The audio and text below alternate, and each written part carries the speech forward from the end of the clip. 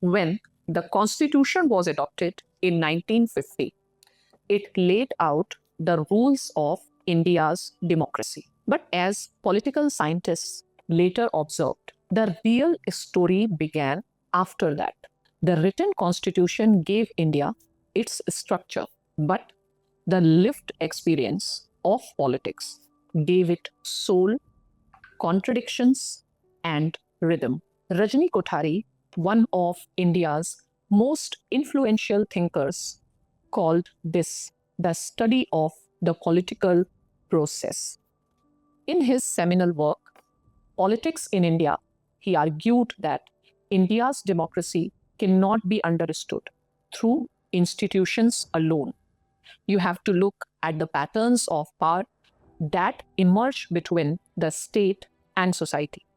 His concept of the Congress system described how one dominant party, the Indian National Congress, managed to represent multiple interests, a coalition within itself, holding democracy together in its early decades. Then came Lloyd and Suzanne Rudolph, whose books, In Pursuit of Lakshmi, described Indian politics as a blend of tradition and modernity.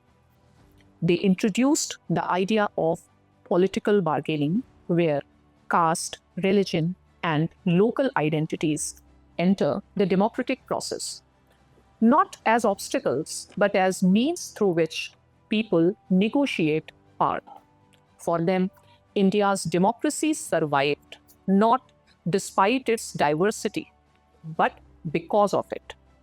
Paul Brass added a sharper lens, showing how competition for power could also intensify ethnic and communal divisions. He explored how identity politics became institutionalized, warning that democracy's openness could sometimes fuel fragmentation.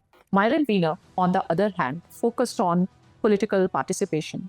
His research on political mobilization and education emphasized that democracy needs not just institutions, but citizens who believe they matter. And finally, Christophe Jeffrelot, one of today's leading scholars, examines the rise of lower caste and regional politics, calling it the silent revolution of Indian democracy. His work shows how the Constitution's promise of equality slowly reshaped the balance of power from margins to the mainstream. Together, these thinkers teach us a profound lesson. The Constitution may design democracy, but politics animates it. India's democratic journey is not a story written once, it is rewritten every day by the people who live it.